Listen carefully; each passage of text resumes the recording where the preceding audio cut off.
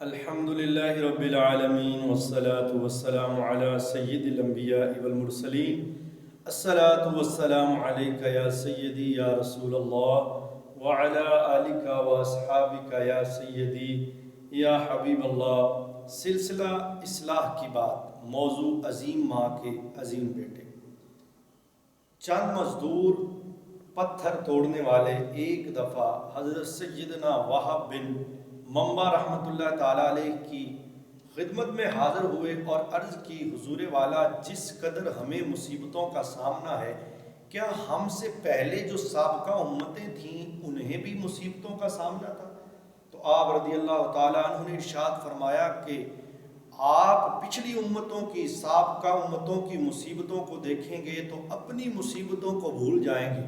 ان کی مصیبتوں کی مثال آگ جیسی تھی اور تمہاری مصیبتوں کی مثال دھوئیں جیسی ہے، یعنی تمہاری مصیبتیں ان کی مصیبتوں کے سامنے بالکل کم تر ہیں۔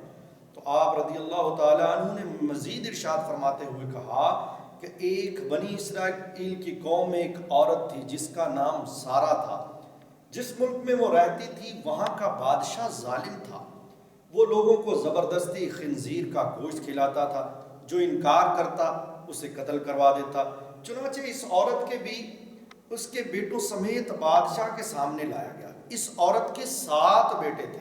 اس ظالم بادشاہ نے سب سے بڑے بیٹے کو بلایا اور اسے کہا کہ اس خنزیر کا گوشت کھاؤ۔ اس مرد مجاہد نے جواب دیا، میں اللہ عز و جل کی حرام کردہ چیز کو کیسے کھاؤں؟ میں ہرگز نہیں کھاؤں گا۔ جو چیز میرے مالک نے، میرے پیدا کرنے والے نے حرام کر دی، میں نہیں کھاؤں گا۔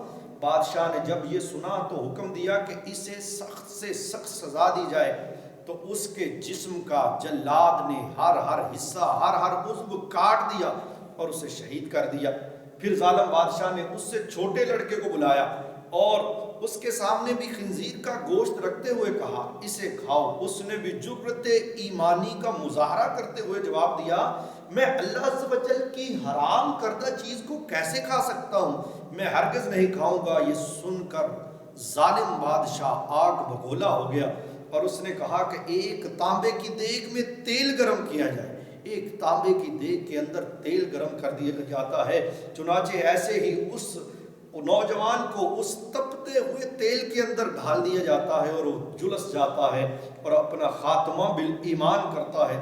اسی طرح وہ تیسری دفعہ تیسرے بچے کو بلاتا ہے اور اس کو کہتا ہے کہ تم اس کا گوشت کھاؤ، تمہاری جان بچ جائے گی۔ تو وہ بادشاہ کو کہتا ہے کہ تمہارے ذلیل کمزور ارادے جو ہیں اللہ عز و جل کے مقابلے میں کچھ بھی نہیں، تو میں اللہ عز و جل کے خلاف کبھی بھی نہیں کر سکتا۔ میں اللہ تعالیٰ کی حرام کردہ چیز کو کبھی نہیں کھا سکتا، اور ساتھ ہی اس کو برے برے الفاظ کہے۔ تو بادشاہ نے کہا، یہ تو تم مجھے گالی دے رہے ہو، اے لوگوں تم سمجھ رہے ہو یہ مجھے گالی کیوں دے رہا ہے؟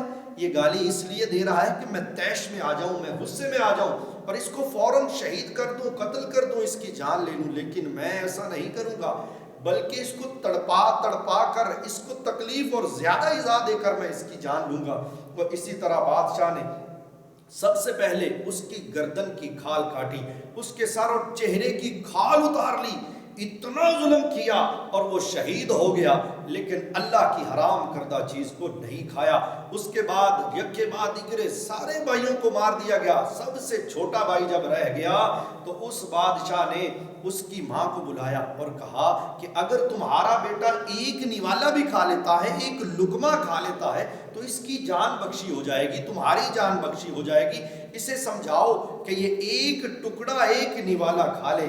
تو اس کی ماں کہتی ہے، ٹھیک ہے میں اس کو سمجھاتی ہوں۔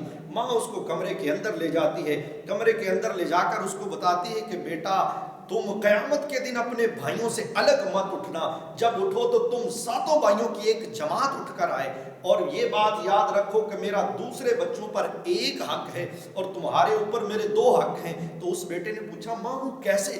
تو ماں نے کہا کہ دوسرے بیٹوں کو میں نے 2 سال تک دودھ پلایا۔ جب تیری پیدائش ہونے والی تھی، تیرے پیدا ہونے سے چند ماہ پہلے تیرے والد محترم، تیرے ابو جان کا انتقال ہو گیا، وہ فوت ہو گئے۔ تیرے اوپر بڑا مجھے رحم آیا، تو بڑا کمزور پیدا ہوا تھا، میں نے ان کو 2 سال دودھ پلایا اور تمہیں 4 سال دودھ پلایا، اس لیے تمہارے اوپر میرے 2 حق ہیں۔ اے میرے بیٹے، اللہ تعالیٰ کی رضا کی خاطر اپنی جان قربان کر دینا، لیکن حرام کردہ چیز کو مت کھانا۔ قربان جاؤں اس ماں کے جذبے کو۔ بیٹا کہتا ماں جی میں تو گھبرا گیا تھا کہ آپ مجھے کمرے کے اندر لے کر جا کر پتہ نہیں یہ کہیں گی کہ تم ایک نوالا کھا لو اور تمہاری جان بچ جائے گی، میری جان بچ جائے گی۔ ماں میں قربان جاؤں، میں تو خوش ہوں کہ اللہ تعالیٰ نے مجھے ایسی ماں دی ہے کہ جو اسلام کی خاطر اپنے ساتوں بیٹے قربان کرنے کی جرت و ہمت رکھتی ہے۔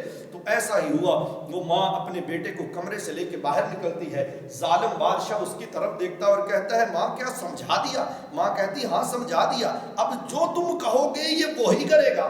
بادشاہ نے اس کے سامنے گوشت کی پلیٹ رکھی خنزیر کی کہ تم اس میں سے ایک نوالا، ایک لقمہ لگا لو، میں تمہیں چھوڑ دوں گا۔ تو اس بچے نے کہا خدا عز و جل کی قسم میں ہرگز اس چیز کو نہیں کھاؤں گا جس کا اللہ عز و جل نے حرام کر دیا ہے، میں کیسے کھا سکتا ہوں؟ میری حلق سے نیچے میری ماں کا حلال دودھ جو ہے گیا ہوا ہے، میری حلق سے نیچے میرے باپ کی کمائی کا حلال کا نوالا گیا ہوا ہے، میں کبھی حرام کردہ چیز نہیں کھا سکتا۔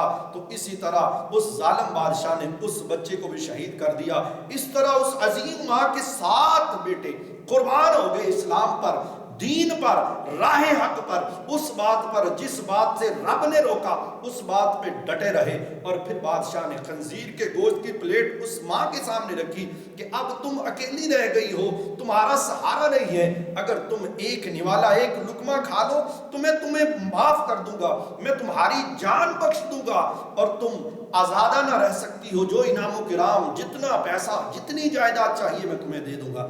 تو اس ماں نے کہا اے ظالم، تو نے میرے سامنے میرے جگر پاروں کو، میرے دل کے ٹکڑوں کو، میرے جسم کے ٹکڑوں کو، میری جانوں کو قربان کر دیا، اب میں ایک جان لے کر کیا کروں گی؟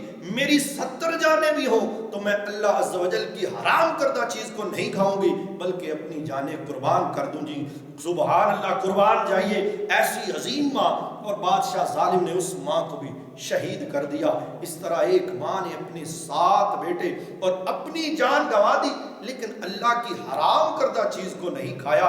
اب دیکھیے اللہ تعالیٰ ان پر رحمت کرے اور ان کے صدقے ہماری مغفرت فرمائے۔ حضور والا، ہم معاشرے کے اندر رہتے ہوئے کیا ہم حرام کردہ چیزیں جو اللہ نے حرام کی ہیں اس سے رکتے ہیں؟ کسی کی طرف بری نگاہ سے دیکھنا یہ بھی غلط ہے اور حرام ہے۔ کسی کا مال ناجائز کھانا یہ بھی حرام ہے۔ طرح طرح کے حرام لغویات میں ہم پڑ چکے ہیں۔ کیا ہم رشوت نہیں کھاتے؟ کیا ہم دوسروں کا حق نہیں کرتے؟ کیا ہم کسی کو ناحق قتل نہیں کرتے؟ کیا ہم کسی کے ساتھ ظلم و زیادتی نہیں کرتے؟ کیا ہم اپنے گریبان میں جھانک کر یہ نہیں دیکھتے کہ ہم نے لوگوں کے ساتھ کس قدر زیادتیاں کی؟ اللہ تعالیٰ ہمیں ان زیادتیوں سے محفوظ فرمائے۔ یا خالق پروردگار، اے رب عالم، ہم پر اپنا خاص کرم و فضل فرما، ہمیں ایسی عظیم مائیں عطا فرما، کیونکہ گود ماں دی یہ درسگاہ پہلی، گود ماں دی یہ درسگاہ پہلی، ایتھوں زندگی دا نصب العین بندا، ایتھوں داتا خواجہ فرید بن کے تے دکھی دلاں دے واسطے چین بندا۔ شرم و حیا دی ماں جے ہوئے پیکر، شرم و حیا دی ماں جے ہوئے پیکر، پھر پتر بھی غوث ثقلین بندا جے ماں ہوئے سیدہ طیبہ عابدہ زاہدہ، تے پھر پتر بھی سخی حسین بندا۔ یا رب العالمین ہمیں ایسی مائیں عطا فرما جو ہماری بہترین اسلام کے طریقے پر پرورش کر سکیں، ہمیں اسلام کے سانچے میں ڈال سکیں۔ یا رب غفور رحیم ہم پر اپنی رحمت کا نزول فرما۔ آج کے لیے اتنا ہی کافی۔ وما علینا الا البلاغ المبین۔